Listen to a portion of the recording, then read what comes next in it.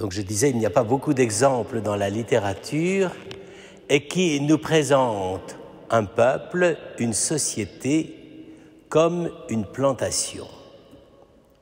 En effet, nous, par exemple en France, la métaphore la plus volontiers utilisée pour parler de notre pays, c'est la métaphore maternelle. On ne peut pas dire qu'aujourd'hui l'État français soit très très maternel vis-à-vis des contribuables, mais disons, ça passe. On nous le dit tous si souvent qu'on finit par le croire. Mais dans l'Antiquité, pas davantage. On ne compare un pays, une culture, l'Égypte avec le pharaon ou Babylone, on ne les compare à des jardins ou à des plantations. Il faut le génie de ce grand prophète Isaïe, fin des années 700, n'est-ce pas, disons 720, 700 ou 690 à peu près, une trentaine d'années. Il faut le génie de ce grand poète, parce que c'est un poète, Isaïe, pour dire, voilà, je voudrais essayer de dire, chanter le mystère de mon peuple. Vous remarquerez qu'il faut déjà une conscience, j'allais dire, politique et religieuse extrêmement affinée pour arriver à parler comme ça d'un peuple. D'essayer de dire que là, je suis dans ce peuple-là, et ce peuple, je vais chanter à mon ami le chant de mon bien-aimé pour sa vigne. C'est déjà assez compliqué, parce que à aucun moment, Isaïe ne laisse entendre que la vigne est la sienne. Elle est celle de son bien-aimé. Et lui n'est que le poète qui chante le lien du bien-aimé avec la vigne. Tout est déjà dit. Il y a donc un bien-aimé, le propriétaire. Il y a une vigne, cette vigne que Isaïe va décrire, et puis il y a le prophète.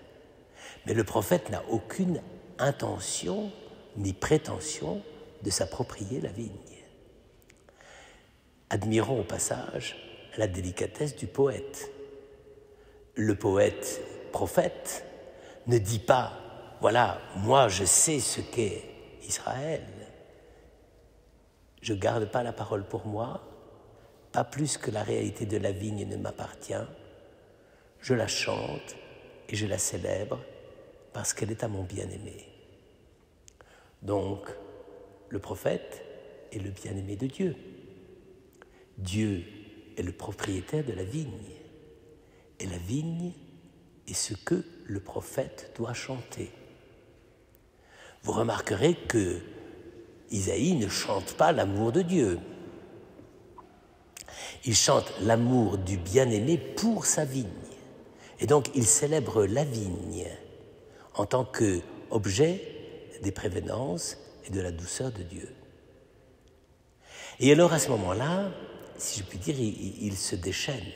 Car pour chanter l'amour de Dieu pour sa vigne, il faut pouvoir énumérer tout ce qu'il a fait pour cette propriété et pour cette vigne. Et qu'est-ce qu'il a fait? Il a fait des choses à la fois très belles, presque du luxe, parce qu'il choisit le terrain et il épierre le terrain, car en général, en Judée, quand il s'agit de faire un endroit de culture, la première chose, c'est d'enlever tous les cailloux. Et donc, ici, Isaïe dit, voilà, Dieu, mon bien-aimé, ce Dieu que j'aime moi aussi et qui m'aime, eh bien, il a préparé une vigne avec toute la richesse et toute la beauté d'un terrain qui était fait pour porter du fruit. Donc, pourquoi a-t-il choisi la vigne? C'est la première raison. C'est parce que la vigne, c'est la promesse. On ne le sait pas, mais Kerem en hébreu, ça veut dire la généreuse. Pour les anciens, pour les Israélites, la vigne, c'est le symbole même de la générosité. Eh bien, Dieu, qui est lui aussi généreux, avait voulu planter cette vigne, choisir un plan choisi, choisir un endroit qui ne soit pas rocailleux, mais qui soit fertile et fécond. Il avait voulu tout ça, pourquoi? Par générosité. Et alors, à ce moment-là, on commence à comprendre l'extraordinaire regard que Isaïe porte sur Israël, c'est-à-dire, qu'est-ce que c'est que la vigne? Israël, c'est le témoignage de la générosité du Dieu qui lui a donné l'existence. Donc vous le voyez, frères et sœurs, nous sommes très très très loin d'une simple image, si je puis dire, occasionnelle, comme certains poètes les utilisent, les images pour faire joli. On n'est pas dans le faire joli, on est dans la réalité même de la communication de la générosité de Dieu. La vigne, elle est choisie parce qu'elle est le lieu même dans lequel éclot la bonté de Dieu. Magnifique image qui a tellement touché le cœur des Israélites, puis des chrétiens, que c'est une des métaphores de la vigne, et que quand Jésus lui-même, c'est là où on devrait s'en souvenir, quand Jésus lui-même commence à dire qui il est, il dit « Je suis la vigne ». C'est-à-dire qu'on ne peut pas développer ça, mais à ce moment-là, la vigne et le Christ, c'est tout un.